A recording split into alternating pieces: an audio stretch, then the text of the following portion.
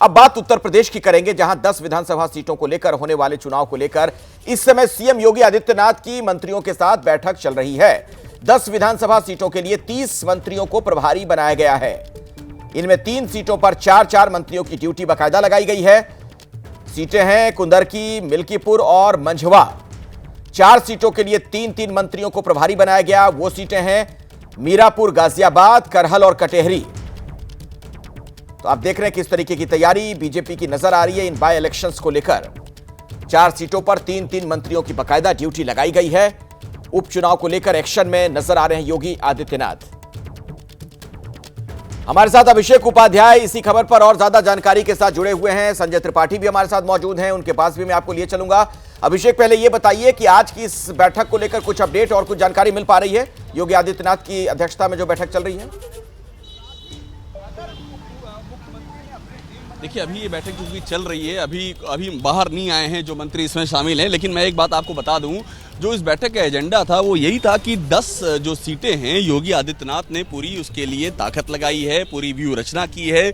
योगी व्यक्तिगत पर्सनली का मतलब होता है आगे बढ़कर, जिसे कहते हैं सेनापति की तरह, इन सीटों पर अगुवाई करेंगे। बीजेपी के प्रचार अभियान की उपचुनाव है, बहुत ही महत्वपूर्ण है बीजेपी के लिए।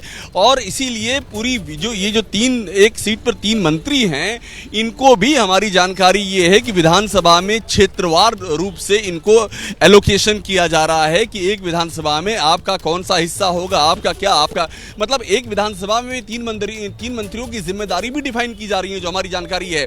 और योगी आदित्यनाथ इस पूरे अभियान का फ्रंट फुट पर नेतृत्व करेंगे। कोशिश ये होगी कि ये जीत, इसमें से मैक्सिमम जीत करके जो सेटबैक लगा है, जो झटका लगा है, उसको कंटेन किया जाए और जो चीजें पटरी से उतरी हैं उसको स्ट्रीमलाइन किया जाए। नहीं, बिल्कुल संजय, देखिए राजनीति को कहते हैं ना कि परसेप्शन की लड़ाई होती है यहां पर। ऐसे में एक बड़ा महत्वपूर्ण है कि जब लोकसभा चुनाव में बीजेपी को यहां झटका लग गया, सीटें कम हो गई, अगर बाय इलेक्शन में किसी तरह का नुकसान हो गया तो दिक्कत हो सकती है। योगी आदित्यनाथ को लेकर भी सवाल खड़े हो सकते हैं। क्या इन्हीं सबके मद्देनजर खुद मुस्तैद दिख रहे हैं अब योगी और सेनापति की तरह, जैसा कि अभिषेक भी कह रहे थे, लीड कर रहे हैं इस चुनाव को? बिल्कुल लीड कर रहे हैं, क्योंकि इस बैठक में सबसे बड़ी बात यही है कि इसमें संगठन की ओर से कोई भी वरिष्ठ पदाधिकारी मौजूद नहीं है। जबकि आमतौर पर इस तरह की बैठकों में जहां चुनाव की रणनीति बनानी हो, वहां संगठन के पदाधिकारी भी रहते हैं। धर्मपाल सिंह भले जो संगठन महामंत्री हैं वो लखनऊ में ही हैं, भूपेंद्र चौधरी भले ही दिल्ली में है, लेकिन धर्मपाल सिंह लखनऊ में ही मौजूद है। अब जैसा आपने जिक्र किया कि जो 10 सीटों का बाई इलेक्शन है, तो मैं अखिलेश आपको बताना चाहूँगा कि यही योगी आदित्यनाथ हैं जिनके नेतृत्व में रामपुर और आजमगढ़ जैसी टफ सीटों को भारतीय जनता पार्टी ने जीता है। और अब जब 2024 का इलेक्शन है और जब विपक्ष भी खुलेआम ये बात कह रहा है कि ये तो जो चुनाव था ये लोकसभा का चुनाव था, मोदी की गारंटी का चुनाव था। अभी थोड़ी देर पहले कांग्रेस प्रवक्ता सुरेंद्र राजपूत से मेरी बात हुई थी, उन्होंने कहा ये मोदी की गारंटी का चुनाव था, तो फिर जिम्मेदारी या हार की चर्चा यूपी में क्यों की जा रही है? तो ऐसे में अब जब 10 सीटों का बाई इलेक्शन होगा, वो यूपी का चुनाव है, यूपी की 10 प्रमुख विधानसभा सीटों का चुनाव है। और ये वो 10 विधानसभा सीटें हैं जहां पर भारतीय जनता पार्टी की स्थिति बहुत अच्छी नहीं है। तो ऐसे में निश्चित रूप से ये भूमिका मुख्यमंत्री योगी आदित्यनाथ जो अदा कर रहे हैं, पूरी तरह से अग्रणी होकर के उन्होंने सभी जगहों पर प्रभारी मंत्री नियुक्त किए और उसके बाद में उनसे फीडबैक लेकर के अपने आवास पर बैठक कर रहे हैं। क्योंकि रणनीति यही है कि 27 के पहले पब्लिक में मैसेज ये जाना चाहिए कि नहीं, उत्तर प्रदेश में भारतीय जनता पार्टी मजबूती से काम कर रही है, सरकार मजबूत काम कर रही है और 10 की 10 सीटों पर भारतीय जनता पार्टी का मजबूत प्रभाव है। और संजय, जो बात आप बता रहे थे उस दौरान एक महत्वपूर्ण जानकारी आपने दी थी, दर्शकों तक मैं वो ब्रेकिंग न्यूज भी पहुंचाना चाहूंगा कि सीएम योगी की बैठक में बीजेपी संगठन का कोई वरिष्ठ पदाधिकारी मौजूद नहीं है। महामंत्री धर्मपाल लखनऊ में मौजूद हैं, योगी की बैठक में नहीं गए बीजेपी के महामंत्री धर्मपाल। तो बीजेपी संगठन का कोई पदाधिकारी इस बैठक में नहीं है, ये एक अहम जानकारी संजय भी आपको बता रहे थे। सूत्रों के हवाले से खबर यह भी है कि केशव मौर्य को सहयोगियों का भी साथ मिल रहा है। सहयोगियों ने भी बीजेपी नेतृत्व के सामने सरकार में तालमेल की कमी और शासन में सुनवाई न होने का मुद्दा रखा है। केशव मौर्य का सहयोगियों ने साथ दिया है, यानी जो उनके पार्टी के बाकी सहयोगी दल हैं एनडीए के, उन्होंने भी कहा है कि इस तालमेल की कमी तो है सरकार में। यह बात निकलकर सामने आ रही है सूत्रों के हवाले से एक बड़ी जानकारी। अभिषेक, इस बाबत कुछ और पता चल पा रहा है क्या? बिल्कुल, देखिए हमारे पास सोर्सेस से ये खबर है कि केशव मौर्य को बीजेपी के सहयोगियों का साथ मिला है। बीजेपी के सहयोगियों ने ये बात सामने रखी है कि किस तरह से सरकार और सहयोगियों के बीच में जो गठबंधन धर्म होता है वो धर्म भी निभता हुआ दिख नहीं रहा है। उनकी जो कंसर्न्स है वो एड्रेस नहीं हो पा रही हैं। सरकार को जो तमाम बड़े फैसलों में उनको कॉन्फिडेंस में लेना चाहिए था, सरकार वो नहीं ले रही है। चाहे प्राथमिक शिक्षकों की डिजिटल हाजिरी का मुद्दा हो, बुलडोजर का मुद्दा हो, इन सब पर सरकार को चाहिए कोई भी नीतिगत फैसला करते समय अपने सहयोगियों को कॉन्फिडेंस में ले, वो सरकार ने नहीं लिया है। तो केशव मौर्य भी इसी बात पे जोर दे रहे हैं कि आप कंसल्टेशन कीजिए, आप संगठन की सुनिए, आप कार्यकर्ताओं की बातों का निस्तारण कीजिए। वो इसी बात को एक दूसरे प्लेटफॉर्म से कह रहे हैं कि भाई साहब हम भी तो आपके साथ में हैं, हमारी भी तो सुनिए आप।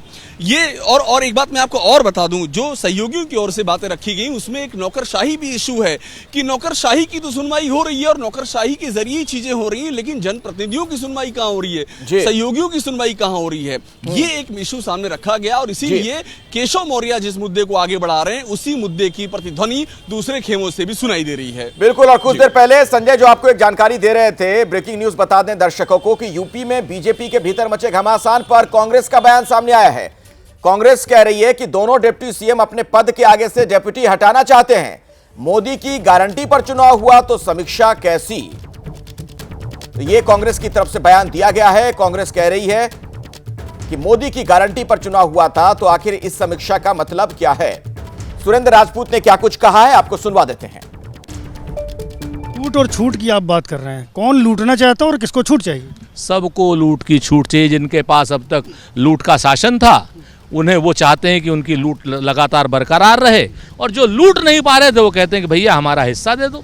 कल की डेट में ये सब मलाई अगर आपस में बांटने का कोई फार्मूला तय हो जाएगा तो उसके बाद फिर ये लोग कहेंगे कि नहीं नहीं हम लोगों की तो खाली संगठन की समीक्षा की बैठक थी। हम आपसे पूछते हैं कि मोदी की गारंटी के नाम पर चुनाव हुआ था ना, यहाँ पर पूरे लखनऊ में राजनाथ सिंह के 2 पोस्टर थे और 150 से ज़्यादा पोस्टर नरेंद्र मोदी की गारंटी थी। फिर जीते तो मोदी, हारे तो मोदी, फिर किस बात की समीक्षा? मोदी को हटावे ना। आज की डेट में बाकी लोगों को हटाने की जो बात हो रही है वो हटाएं, उनका आंतरिक मामला है। 2 पक्ष सामने आ रहे हैं। सरकार की ओर से कहा जा रहा है कि संगठन के स्तर पर लापरवाही हुई है, अति आत्मविश्वास में काम किया है, कई कमियां रह गई, पूरे मन से चुनाव नहीं लड़ा गया है, पूरी ताकत और ऊर्जा से चुनाव नहीं लड़ा गया। और संगठन की ओर से ये भी कहा जा रहा है कि भाई कार्यकर्ताओं का उत्पीड़न कर रहे हैं अधिकारी, जिस कारण से वो नाराज हैं। और ये उनके संगठन के सुर में केशव प्रसाद मौर्य जो डिप्टी सीएम है वो भी सुर मिला रहा है। वो सुर मिलाए ना मिलाए, लेकिन मोती सिंह जो कह रहे हैं कि सर्वकालिक भ्रष्ट सरकार है भारतीय जनता पार्टी की। ये मैं नहीं कह रहा हूँ, भारतीय जनता पार्टी के वरिष्ठतम नेता जो पूर्व में कैबिनेट मिनिस्टर रहे हैं वो कह रहे हैं, रमेश मिश्रा कह रहे हैं। ये लोग जिनके आप नाम ले रहे हैं ये सारे के सारे अगले दिन अपने बयान से पल्ला भी झाड़ रहे हैं। नहीं, बयान से पल्ला तो दबाव में तो कोई भी झाड़ लेता है। जो आदमी विधायक है उसे विधायकी जाने का खतरा है, दोबारा जीत तो पाएगा नहीं, जनता नाराज है तो बेचारा क्या करेगा? क्या किस तरह से देख रहे हैं, आपदा में अवसर की तरह इसको? नहीं, आपदा का अवसर हो या कुछ हो, हम तो इतना चाहते हैं कि जनता को अवसर मिलना चाहिए।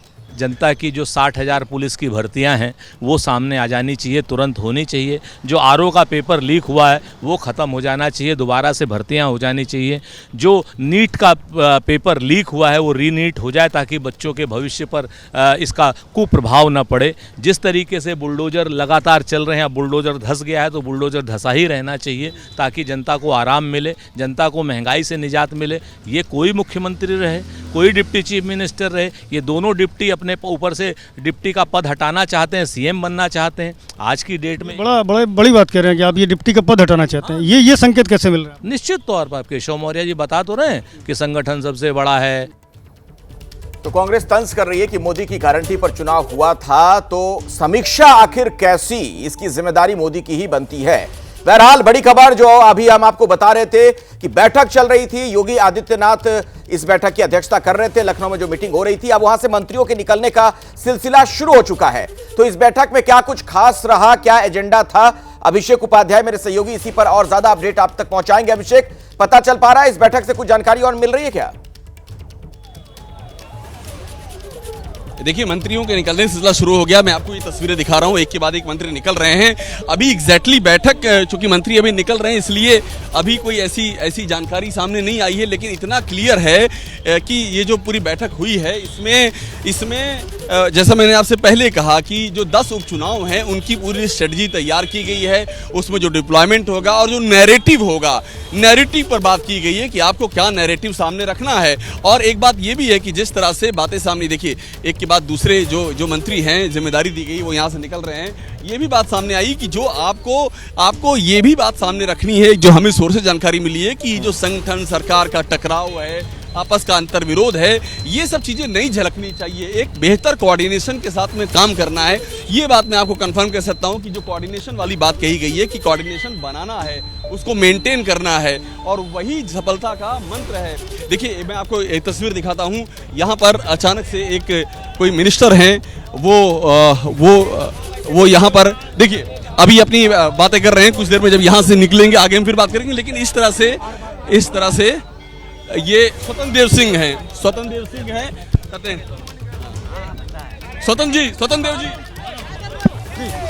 मंत्रियों की अपनी बैठक होती, विकास की योजनाएं हैं, विभाग की योजनाएं हैं, बाढ़ है और ये सभी की चर्चा होती है। उसमें चुनाव की भी चर्चा, जो विधानसभा है उसकी भी चर्चाएं हुई है।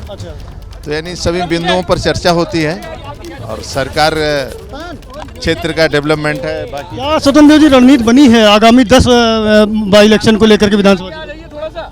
वो 10 की 10 जीतना है विधानसभा, इसलिए उस पर भी चर्चा हुई। बाकी अपने अपने बाढ़ की समस्या से लेकर बाकी बिंदुओं पर। संगठन की तरफ से कौन रहा?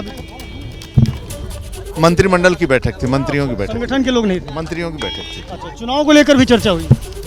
उसमें चुनाव की भी चर्चा हुई। अच्छा, नेतृत्व परिवर्तन की बातें हो रही है।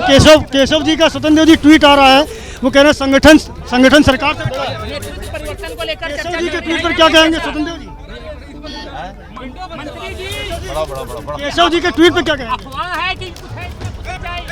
तो ये स्वतंत्र देव सिंह थे, अभी बाहर निकल के आए। कुछ दूसरे मंत्री भी बाहर आ रहे हैं, हम उनसे बात करने की कोशिश करेंगे कि क्या बातचीत हुई है, क्या रणनीति बनी है, चूँकि चर्चा हुई है।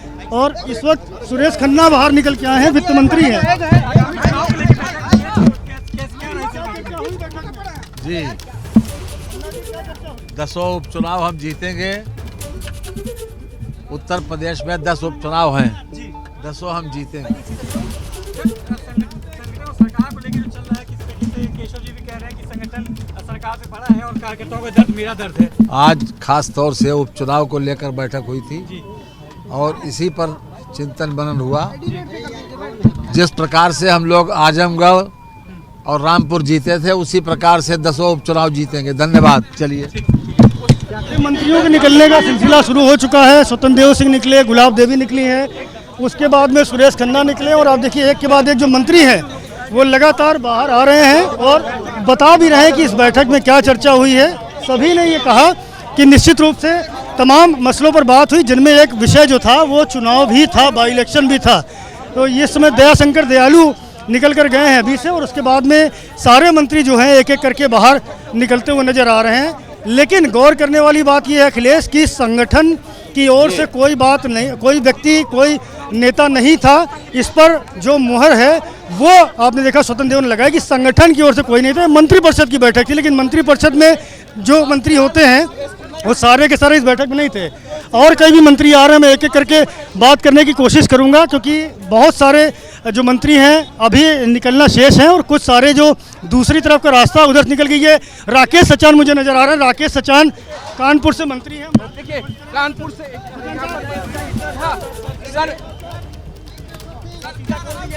मयंकेश्वर शरण सिंह है, क्षमा कीजिएगा, मयंकेश्वर शरण सिंह है।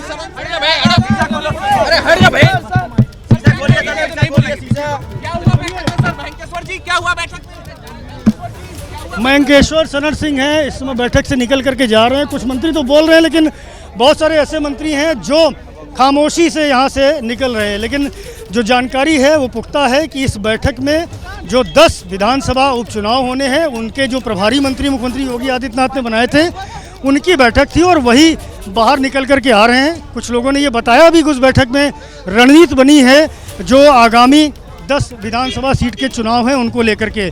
तो यहाँ मंत्रियों के निकलने का सिलसिला लगातार बना हुआ है। हम कोशिश करेंगे।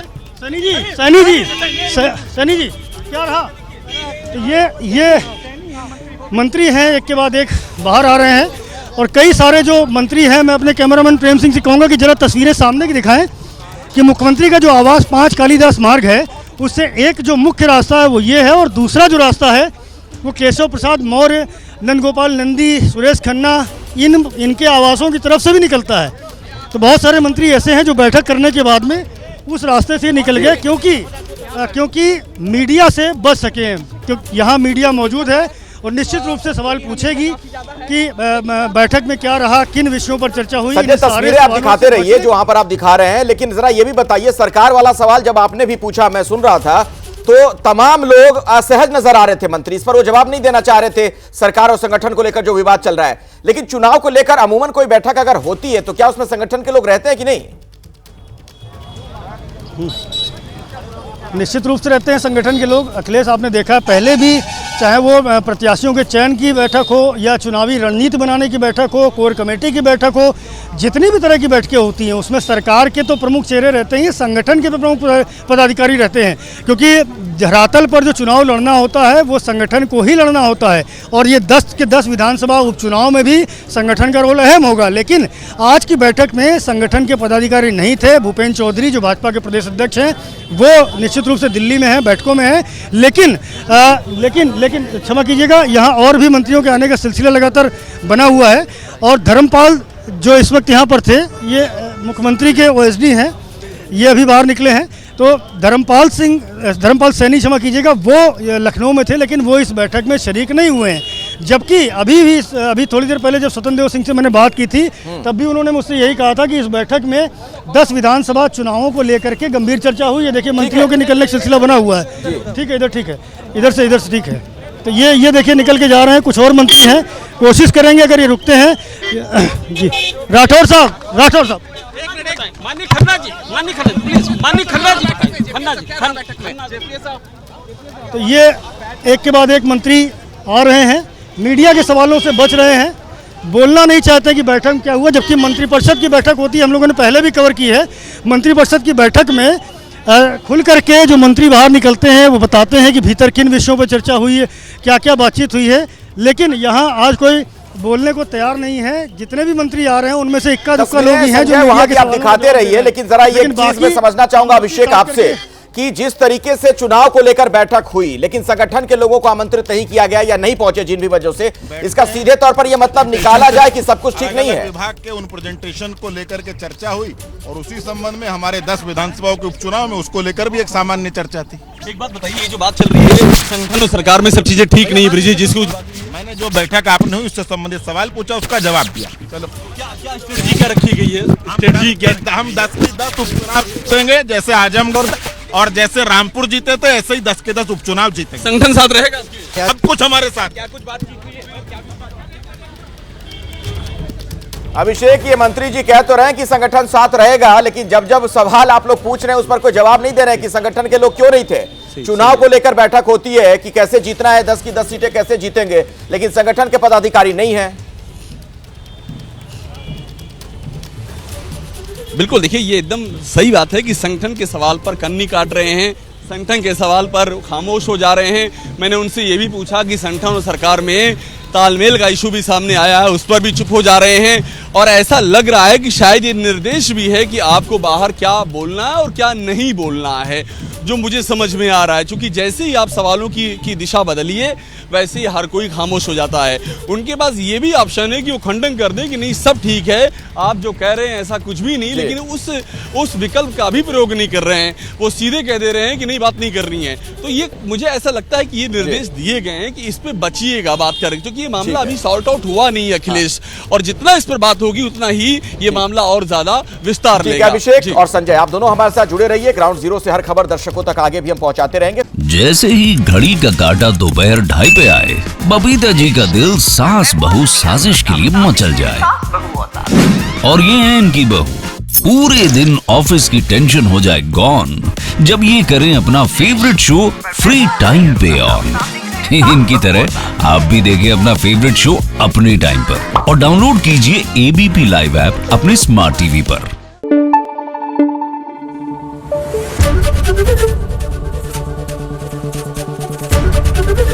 एबीपी न्यूज आपको रखे आगे।